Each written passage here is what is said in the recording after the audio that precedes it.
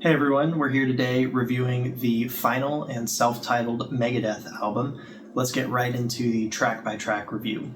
Getting into their first song off their final album, Tipping Point, I like this song a lot. I think it's good that they start off instrumentally and just do a little bit of what they do best. There's some riffing, some soloing. I think their new lead guitar player, Timu, is doing a really nice job showcasing his skills, and I like that they just kick things off instrumentally.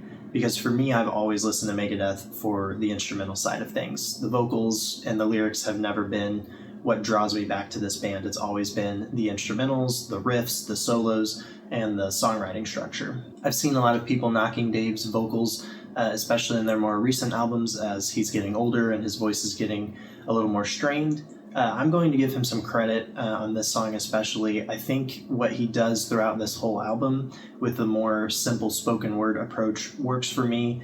I feel like he's not trying too hard to do anything straining or that's out of his comfort zone, but there are still some melodic moments in some other songs that we'll get to a little bit later where I think he does as good of a job as he can in his age. Overall, I think this first song is a good opening to the album, and it showcases a lot of what I already like about Megadeth, just with a more modern approach on things. Moving on to track number 2, I Don't Care.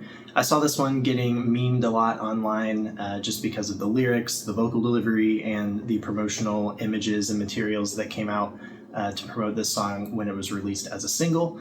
Again, I'm going to say that I've never really listened to Megadeth for the lyrical or vocal side of things, and I would actually say that the song isn't too far removed from other songs they've done, even in their kind of prime eras with songs like Sweating Bullets, Peace Sells, and some other stuff on the Countdown to Extinction album. I feel like has similar silliness in the lyrics and the vocal delivery that I can't really knock this song for doing that because they've been doing that for a while. Oddly enough, this song actually reminds me a lot of Hangar 18 from their Rust in Peace album.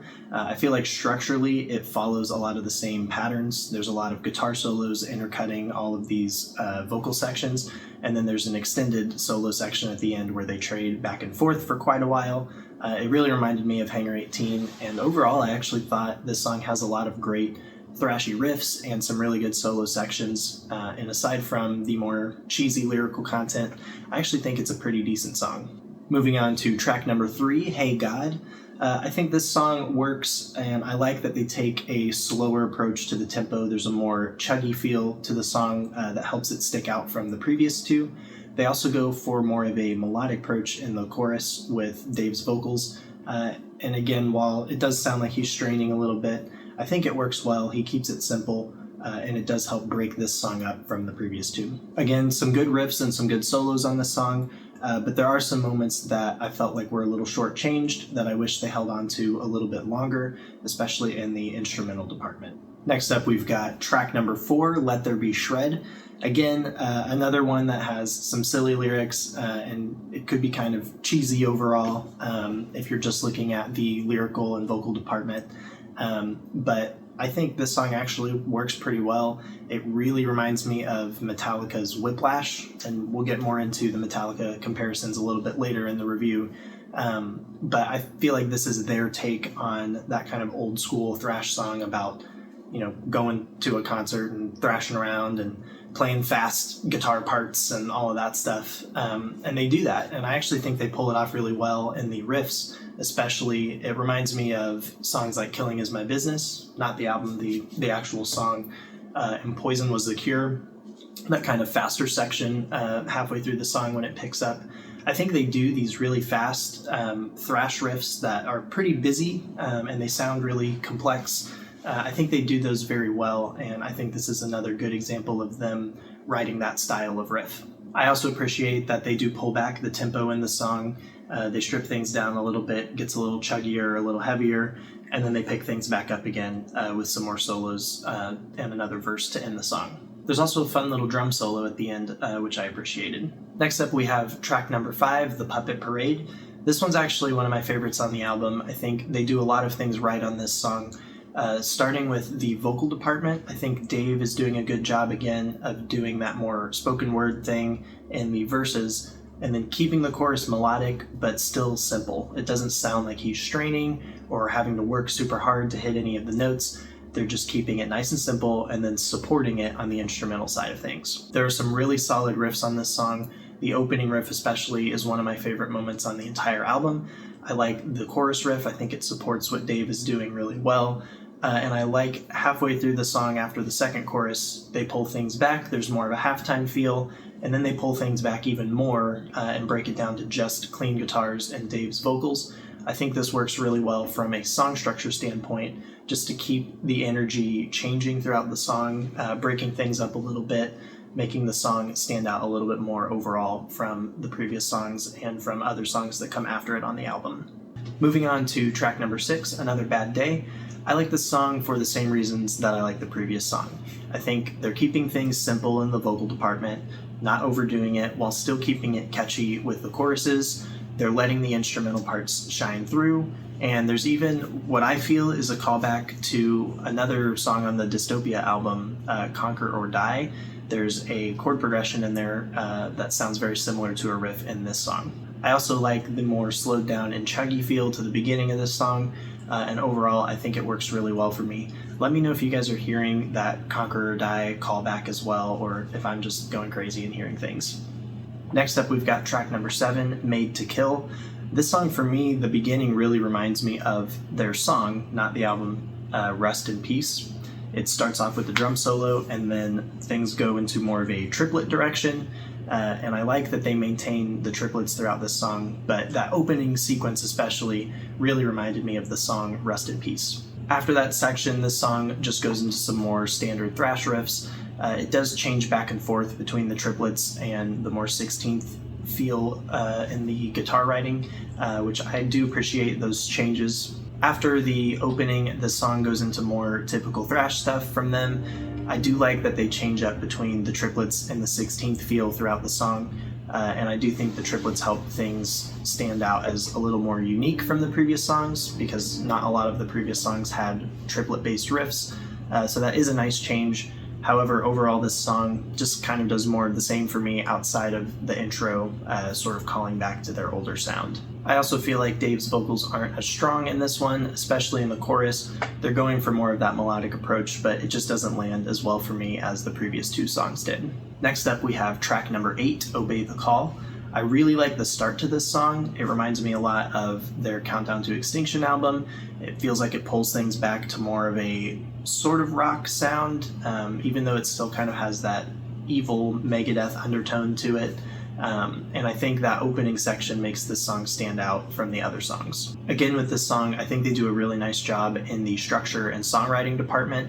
There's a lot of push and pull between the low energy moments and high energy moments that I think help this song feel more dynamic. Next up, we've got track number 9, I Am War. The first time I heard this song, the opening riff, the first thing I thought was Van Halen. Like, this could be a Van Halen song. The effects on the guitar, that more arena rock sound, just the exposed guitar to kick off the song, really reminded me of Van Halen. However, what I like about this is they keep that riff going, and then they add their own riff underneath it with their own, signature Megadeth sound with the chugging and stuff. And I feel like that's something that I'll give them credit for doing across the whole album, is they're able to call back to these older sounds, these older songs, these older styles. I've mentioned a lot of their previous albums already, Rest in Peace, Countdown to Extinction, Dystopia. They're able to kind of quote all of this stuff without directly copying and pasting it. They're still doing something new underneath all of it, and they're still using their own unique sound and style, even when they're emulating these other bands, or they're wanting you to have that moment of nostalgia of, this is that style, this sounds like that guitar player, this sounds like that song, and I think they do that really well in this song. There's also another really great lead guitar moment in this song.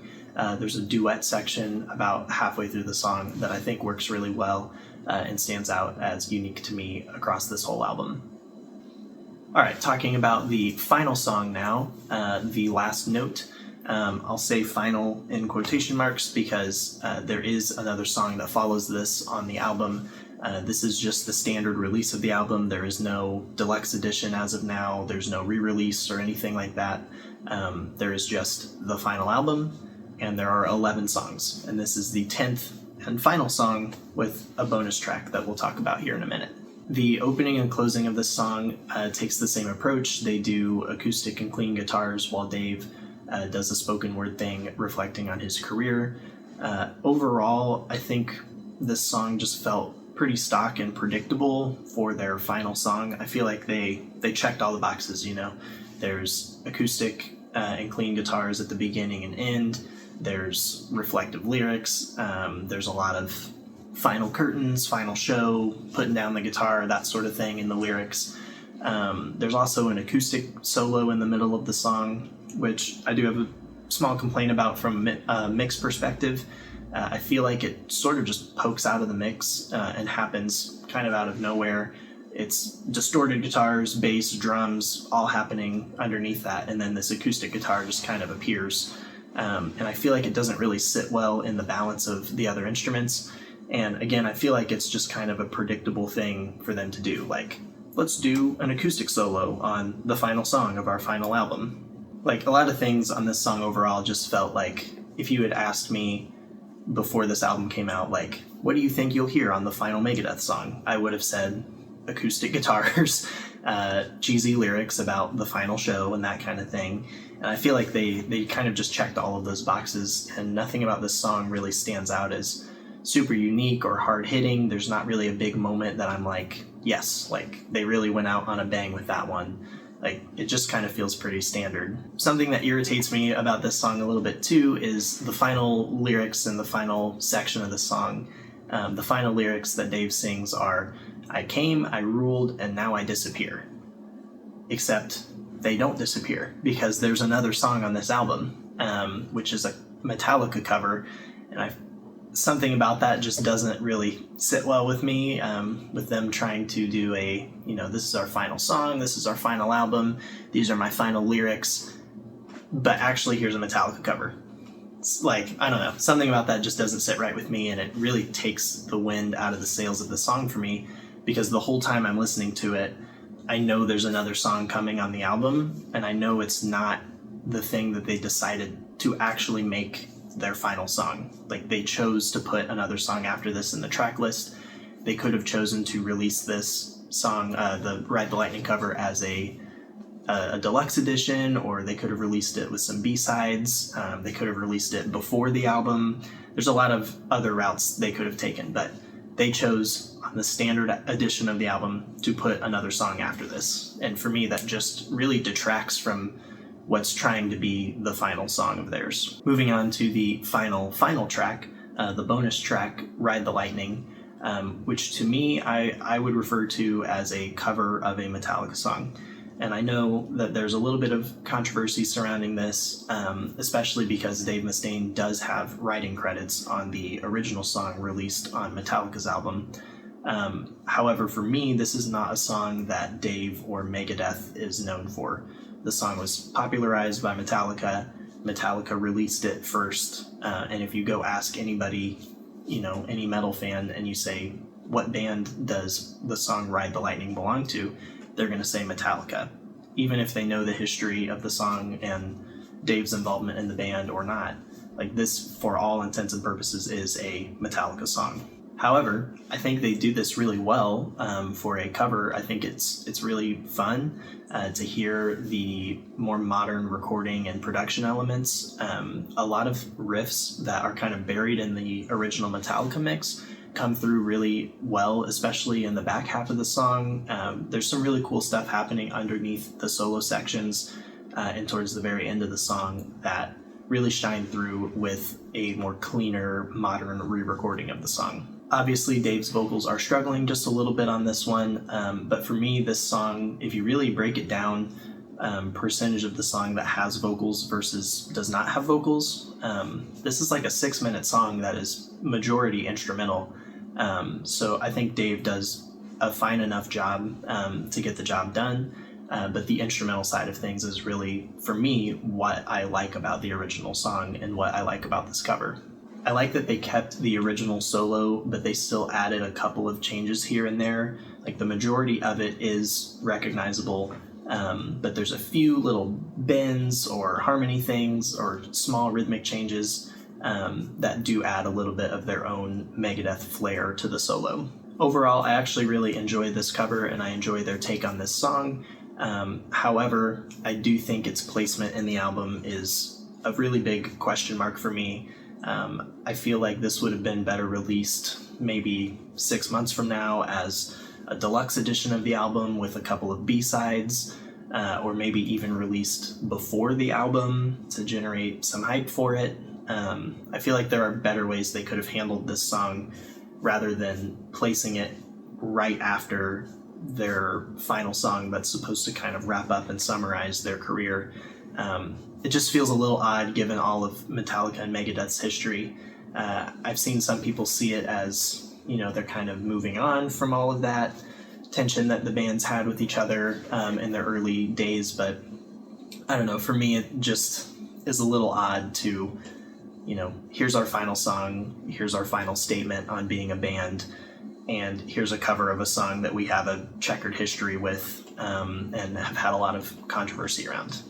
I don't know, it just feels like a bit of an odd choice, and I think it's well within their rights to release this song and to cover this song, but again, its placement in the album is just a bit odd for me. So that wraps up the track-by-track review. I want to get into some overall thoughts, starting with my overall negatives for the album. There are a lot of really great riffs, solos, instrumental sections on this album. However, there are some moments where it feels like pretty stock thrash stuff, and there's a little bit of sameness to the album, especially throughout the back half. I started feeling the verse riffs and the chorus riffs, they stopped sticking out as unique and just started kind of blending together. From a vocal delivery standpoint, I think Dave actually does a pretty good job with his delivery of the melodies and lyrics, at least as good of a job as he can do given his history with throat problems and his age. However, the actual lyrics themselves, I cannot really get behind. I feel like they are pretty silly, pretty cheesy, pretty stock thrash music, lyrical content. And it feels like a rehash of things they've already said and done on their previous albums, but it just does not hit the same being delivered from a 64-year-old man. Moving on to the overall positives, instrumentally, I think they really delivered on this album. I've always listened to Megadeth for the riffs, for the solos. They've always just really knocked it out of the park in that department. And I think they do a really nice job on this album as well. There are some really standout songs from a structure and songwriting perspective. There are some really great solos. There are some really great riffs. And that's really what I'm looking for when I'm listening to a Megadeth album, and I feel like they delivered on that front. As I mentioned earlier, I think they also have some really good callbacks to certain sounds, certain bands, certain styles, and even some direct callbacks to some of their material. And I thought all of those moments worked really well. I also appreciate that a lot of the callbacks that were direct callbacks to some of their older songs actually were not that old of songs. They had some direct callbacks to Dystopia, which is one of their more recent albums, and I think it's cool that they're quoting some of their newer stuff. It would have been really easy for them to, this is our last album, let's quote something from Rest in Peace, or something from Peace Cells, or throw in a lyric from Countdown to Extinction or whatever, and they could have gone for that more Member Berries nostalgia kind of approach, but I actually feel like they handled all of that really well. There is some of that nostalgia that's evoked through certain emulation of things that they've done or bands that they were around at the same time as, but it never felt like they were just copy and pasting these other bands or copying and pasting themselves and their older music.